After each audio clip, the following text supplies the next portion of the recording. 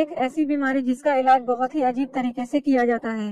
दोस्तों, यह एक रियल लाइफ साइकोलॉजिकल मूवी है जो कि एक world famous neurologist Sigmund Freud के साइको एनालिसिस के ट्रीटमेंट पर बेस्ड है, जिसे ए डेंजरस मेथड भी कहा जाता है। कार्ल यूंग नाम का वो साइंटिस्ट जिन्होंने इस मेथड का सबसे पहले सबीना नाम के पेशेंट पर यूज किया था और आगे चलकर वही पेशेंट एक साइको एनालिसिस्ट बनी। दोस्तों, यह मूवी आपको जरूर पसंद आएगी। इस मूवी की शुरुआत होती है 1904 में स्विट्जरलैंड से। उसी वक्त हम देखते हैं सबीना को हॉस्पिटल में लाया जा रहा है, जिसे हिस्टीरिया की बीमारी थी। इस बीमारी में पेशेंट हंसना और रोना जैसे एक्टिविटी एक साथ करता है और इस हॉस्पिटल में सबीना का केस डॉक्टर यांग देखते हैं, जो कि सबीना की कंडीशन को देखने के बाद इस पर साइको एनालिसिस मेथड का यूज करते हैं। इस मेथड में डॉक्टर पेशेंट के पास्ट के बारे में पूछते हैं ताकि वो पेशेंट के बीमार होने का कारण जान सके। World association method doctor Freud की थ्योरी पर बेस्ड था। यह बस एक थ्योरी थी और इसलिए ज्यादातर डॉक्टर इस थ्योरी का यूज नहीं करते थे, लेकिन डॉक्टर यांग सबीना पर इस मेथड का यूज करने लगे और डॉक्टर यांग सबीना के पास्ट के बारे में पूछने लगे और उसके बीमार होने के कारण के बारे में पूछने लगे। इस दौरान डॉक्टर यांग सबीना के पीछे बैठते थे ताकि वो अपने पास्ट बताने में डिस्ट्रैक्ट ना हो और वो फ्रेंडली होकर अच्छे से पास्ट के बारे में बता सके। इस दौरान डॉक्टर यांग को पता चलता है सबीना की इस हालत का जिम्मेदार और कोई नहीं बल्कि उसका अपना बाप है, क्योंकि बचपन में एक बार सबीना से गलती से एक प्लेट टूट गई थी, जिसकी वजह से उसके पिता ने उसके कपड़े उतारकर उसके पीछे मारा था और तब से उसके पिता सभी गलतियों पर उसके पीछे मारकर उसे सजा देते थे। इस तरह के बुरे बर्ताव से सबीना पर काफी बुरा असर पड़ता था, लेकिन कहीं न कहीं उसके अनकॉन्शियस माइंड को ये सब अच्छा लगने लगा और सजा के प्रति वो एक्साइटेड होने लगी। जब सबीना बड़ी हुई तब वो सजा से और ज्यादा एक्साइटेड होने लगी, लेकिन कुछ समय बाद इस सजा का उसके दिमाग में गलत असर होने लगा और जिसके बाद उसे ये बीमारी हो गई। यही नहीं बल्कि सबीना के पिता एक बड़े बिजनेसमैन थे। वो सबीना के अलावा अपनी वाइफ और दूसरे बच्चों को भी इसी तरह टॉर्चर करते थे। डॉक्टर यांग के ट्रीटमेंट से जब सबीना ठीक होने लगी तब डॉक्टर यांग सबीना की मदद लेने लगे, क्योंकि सबीना एक पढ़ी लिखी लड़की थी। बाद में सबीना इस मेथड से बाकी पेशेंट को ठीक करने में डॉक्टर यांग की मदद करने लगी। इन सब के अलावा डॉक्टर यांग की मैरिड लाइफ काफी अच्छी थी। उनकी वाइफ एमा, जो कि एक बहुत बड़े बिजनेसमैन की बेटी थी, जो कि काफी अमीर थी। सबीना के ठीक होने के बाद सबीना एक साइकाइट्रिस्ट बनना चाहती थी। डॉक्टर यांग के कहने पर सबीना को हॉस्पिटल से रिलीज कर दिया गया। इसके बाद वह मेडिकल की पढ़ाई करने चली जाती है। इस मेथड के कामयाब होने से डॉक्टर यांग काफी खुश थे।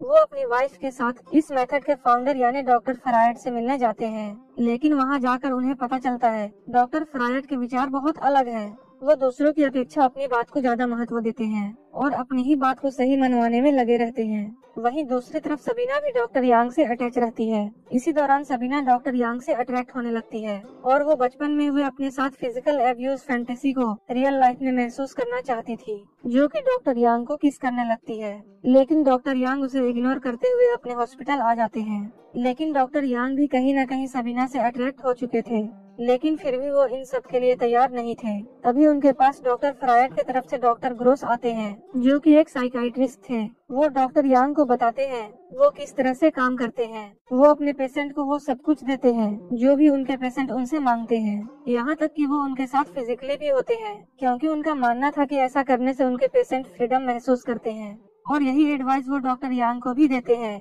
कि उन्हें अपने पेशेंट के साथ फिजिकली होना पड़ेगा, उन्हें फ्रीडम महसूस करवाना पड़ेगा। फिर डॉक्टर यांग डॉक्टर ग्रॉस की बात मानकर सबीना के साथ फिजिकली होते हैं। लेकिन जब डॉक्टर यांग सबीना के साथ फिजिकली होते हैं, सबीना उनसे वैसे ही पीछे मारने को कहती है जैसे बचपन में उसके पिता उसे मारा करते थे। इसका मतलब ये था कि सबीना उस बीमारी से ठीक हो गई थी, लेकिन कहीं न कहीं उसके दिमाग में वो बचपन वाली फैंटेसी रह गई थी। ये चीज डॉक्टर यांग को काफी अजीब लगती थी।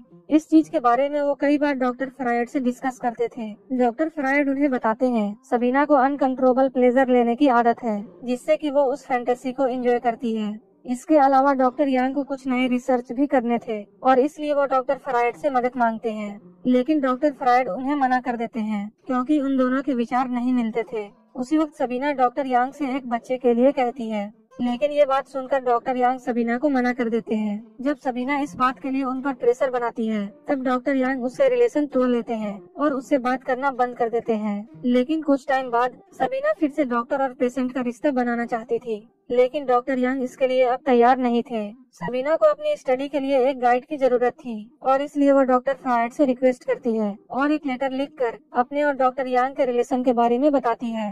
लेटर मिलने के बाद डॉक्टर फ्रायड डॉक्टर यांग से उसके और सबीना के अफेयर के बारे में पूछते हैं, लेकिन डॉक्टर यांग यहाँ पर झूठ बोलते हैं और साफ मना कर देते हैं। वो कहते हैं वो सिर्फ अच्छे फ्रेंड थे और इससे ज्यादा कुछ भी नहीं थे। ये सुनने के बाद डॉक्टर फ्रायड सबीना को डांटते हैं और आगे से उन्हें लेटर न लिखने को कहते हैं। सबीना डॉक्टर फ्रायड का लेटर पढ़ने के बाद काफी गुस्सा होती है और डॉक्टर यांग के पास जाकर डॉक्टर फ्रायड को सब कुछ बताने के लिए कहती है और वो कहती है बदनामी की वजह से उसने किसी को नहीं बताया, लेकिन वो चाहती तो इसके बारे में सबको बता सकती थी। ये सुनकर डॉक्टर यांग फ्रायड को एक लेटर लिखकर सब कुछ सच बता देते हैं। सच्चाई जानने के बाद डॉक्टर फ्रायड सबीना से मिलने के लिए राजी हो जाते हैं। इसी के साथ डॉक्टर यांग की वाइफ एमा को भी उनके रिलेशन के बारे में पता चल जाता है। इसके बाद डॉक्टर यांग और डॉक्टर फ्रायड अपनी नई टीम के साथ अपने साइको एनालिसिस प्रोजेक्ट की कामयाबियों को दुनिया के सामने लाने के लिए अमेरिका जाते हैं, लेकिन वहाँ भी डॉक्टर फ्रायड और डॉक्टर यांग की बातों में एकता दिखाई नहीं देती है और उनके विचार एक दूसरे से अलग होते हैं। एक दूसरे के विचार अलग होने के कारण ये दोनों एक दूसरे से अब नहीं मिलने लगते हैं। डॉक्टर फ्रायड लेटर लिखना और डॉक्टर यांग को जवाब देना भी बंद कर देते हैं। फ्रायड के ऐसे करने से डॉक्टर यांग को काफी सदमा लगता है और इसी कारण वो डिप्रेशन में भी चले जाते हैं और जिसके बाद डॉक्टर यांग फिर से सबीना के साथ अफेयर शुरू कर देते हैं। लेकिन डॉक्टर यांग अपनी वाइफ को भी छोड़ना नहीं चाहते थे और इसलिए सबीना ही वहाँ से वियना चली जाती है, जहाँ जाकर वो एक रशियन डॉक्टर से शादी कर लेती है और कुछ टाइम बाद जब वो प्रेग्नेंट होती है तब वो डॉक्टर यांग और एमा से मिलने वापस आती है और यहाँ पर सबीना डॉक्टर यांग को बताती है वो बच्चा उसी का है। यह सुनकर डॉक्टर यांग उससे कहता है वो भी उससे बहुत प्यार करता है, लेकिन कुछ रिश्तों के दायरे होते हैं। ये सुनने के बाद सबीना वहाँ से रोती हुई चली जाती है। मूवी के क्लाइमेक्स में बताया जाता है सबीना के जाने के बाद डॉक्टर यांग फिर से ठीक हो जाते हैं और वो एक बड़े साइकोलॉजिस्ट बन चुके हैं। अब वो काफी फेमस भी हो चुके हैं। 1961 में उनकी डेथ हो गई और डॉक्टर फ्रायड को उनके कंट्रोवर्सी थ्योरी के लिए वियना से नाजियों के द्वारा निकाल दिया गया। 1939 में लंदन में कैंसर से उनकी मौत हो गई। यांग से दूर जाने के बाद सबीना 2 बच्चियों को जन्म देती है, लेकिन 1942 में नाजियों ने उन तीनों को शूट करके मार डाला और यहीं पर यह मूवी खत्म हो जाती है। अगर आपको यह मूवी अच्छी लगी हो तो एक लाइक जरूर कर देना, साथ ही हमारे चैनल को सब्सक्राइब करके बगल वाले बेल आइकन पर भी क्लिक कर लेना ताकि आप हमारी कोई भी वीडियो मिस ना करें।